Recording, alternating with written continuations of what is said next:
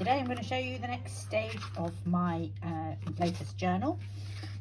I will show you how to make one of these waterfall cascading pockets with hidden pockets and places for tags. I've just pre-prepared a bunch of 7 by 7 centimeter squares of paper and 6 by 6 centimeter squares of cardstock, and I've just cut it out using my Cricut machine, and I have inked the edges, and I'm going to just glue on around the 3 sides so that we have pockets. Measured out this strip, which is the same width as the cards, if not just slightly thinner. Okay, and what I'm going to do now is I'm going to score out, so this is the top here, I'm going to score out 1.5 centimeters. I'm going to need 6 because I've got 6 of those, so that's 3, 4.5, 6, 7.5, 9. You can just see. Okay, so we'll fold those. I'm gonna burnish them.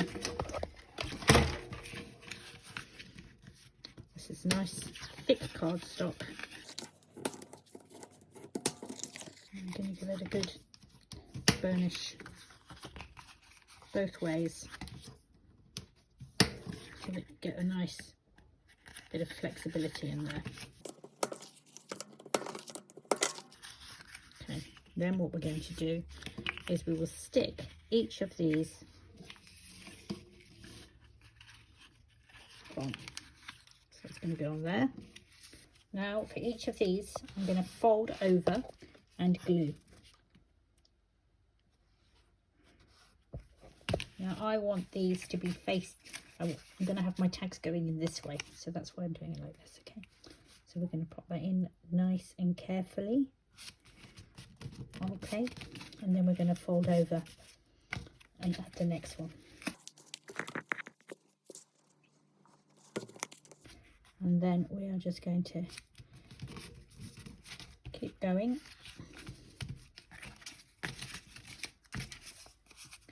Doing alternate.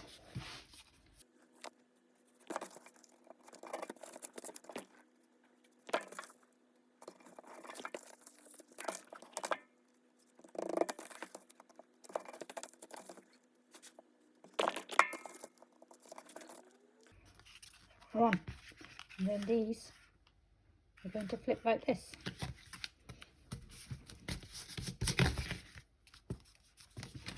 And this will stick in here. As you can see, I've got quite a bit of paper left. That's fine, I'll just cut it off. So I'll cut that. I haven't quite decided how much I want of that yet. I might then probably cut it there, and then I can make a pocket or something to go on top, or use it later on in the project. I wanted to make some decoration to go on here, but it'd be nice to tie it in with this card and that's underneath. So I've cut a strip of spare, and I think I'll stick it there as a belly band. But first I will ink the edges, and then I'll just glue it down, and then we can have a little belly band in there. Pumice stone.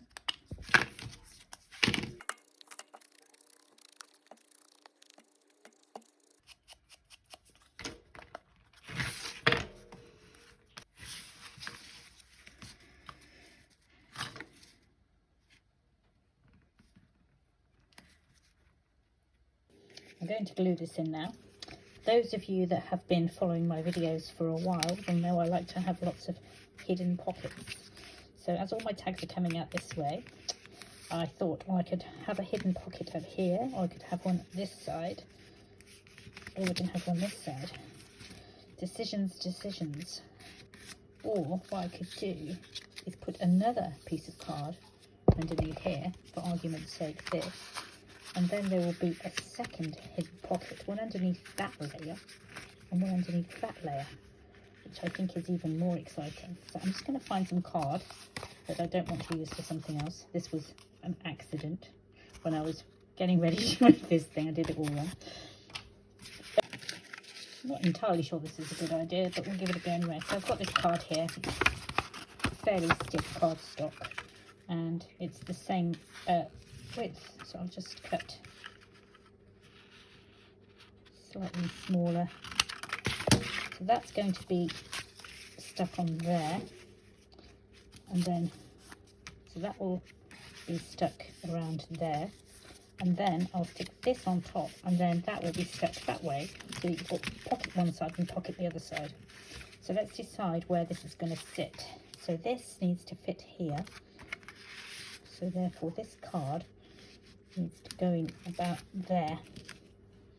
Okay, so I'll get the glue on, and then I'll measure it again.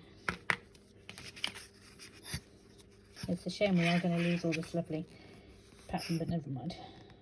I can make some more on something you're going to be able to see.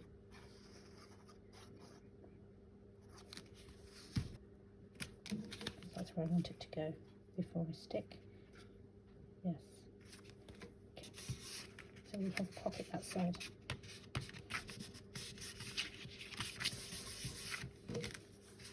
And we're going to stick this on. I'm going to glue there.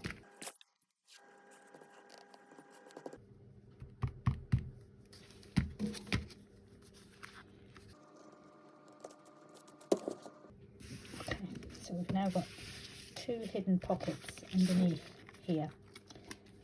And then we've got this space here, which is very pretty.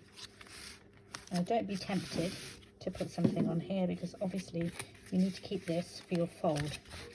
Yeah, if you put something on there, you won't be able to do the folding. So have a look at this one here. I did it before. The advantage of this one was that there was quite a nice pattern, but this one, well, I guess there's a pattern on there. It's more obvious that you've got those lines. So if we have a look at this card that we've been using here, here, and here, you can see it's got these green splotches on. So what I quite like to do is use these two stains, which work well together. One is an oxide and one is a mica stain, and I'm going to spray them on randomly on top of here.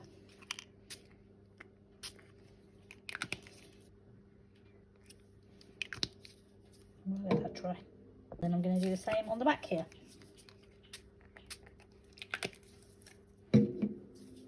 Just to give a bit of interest. So we've got 6 slots for tags, so I am going to make 6 matching tags. And I'm going to do a similar approach to how I did this. So what I'll do, I won't record this bit, I'll just build up the layers of the distress inks, and I'll flick it with the water, and then once I've done that, I'll do something else and I'll come back on camera for that. There's our 6 tags, ready for the next stage of decoration. As you can see, they've all got the layers of distress ink and the water splatters that's lifted off. Here are my 6 little tags that are going to go in these little slots here. So I've got a matching set. Now I'm going to individualize each of them. I've got a bunch of stamps here. That's some old script, a Baroque style pattern, I guess you call that. Some little birdies, some other patterns and leaves, and this clear stamp here, which I haven't even used before, I don't think. So let's just have a little bit of a play, and if anything goes wrong it doesn't really matter, because we'll just make another one. I think actually what I might do is use some embossing powder. Yeah, let's do that. Sometimes it's easier to do it this way around. You can get it accurate. Okay, I'm going to try this vintage photo. Tim Holtz one. I'll give this a go, see how it turns out, and then I might do the other ones in a similar way.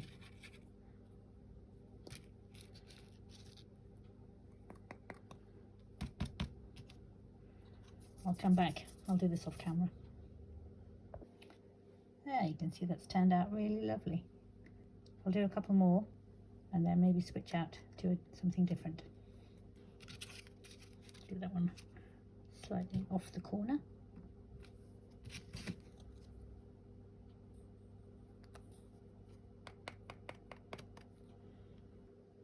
There we have them. Not sure which one's my favourite, to be honest. This turned out really lovely, look at that. I used hickory smoke, speckled egg and a vintage photo. The speckled egg lost its colour, but actually I really like it. I don't know why it didn't stay blue, but it's pretty good. That one was the speckled egg as well. Here's the finished piece.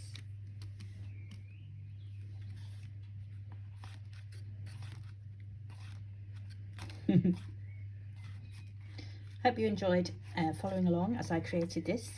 Please come back again soon and watch as I build out the rest of the journal.